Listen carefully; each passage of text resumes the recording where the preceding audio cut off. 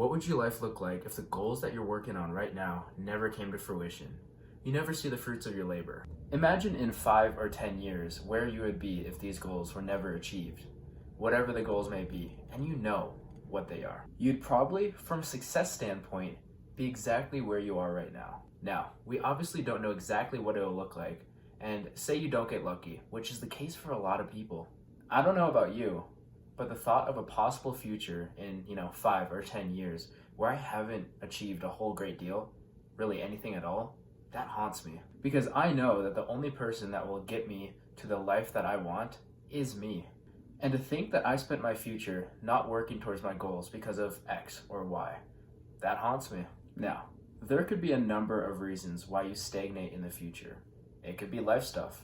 It could be change of itineraries, whatever it may be. But today, I'd like to focus on your motivations and your intentions. Simply put, use the fuel you have.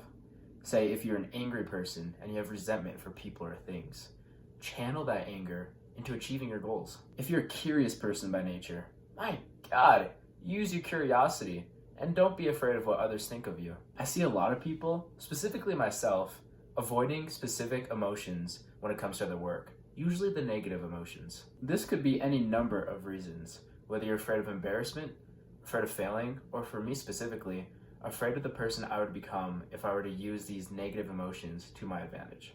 But at the end of the day, the time will pass and you will not achieve the goals that you set out to achieve because of you being afraid of using the fuel that you have.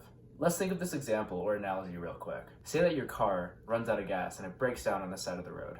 I'm willing to bet you'd go by any means necessary to get gas back into your car so you can keep going. And that's regardless of how embarrassing it might be or how much effort you're willing to put in to get that gas. You might call up friends or family to say, hey, can you spot me with some gas? Bring some gas over. You might start waving people down on the side of the road.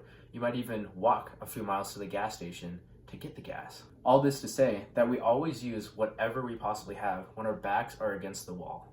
But most of the goals you're trying to achieve, you technically don't have to achieve.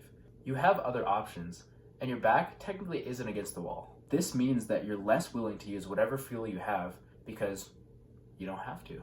Now, I'd argue it's more important now of all time to relentlessly use anything and everything you have, because when 5 years passes and you haven't achieved anything, that will be more painful than you swallowing your pride in the present and achieving your goals using the fuel that you have.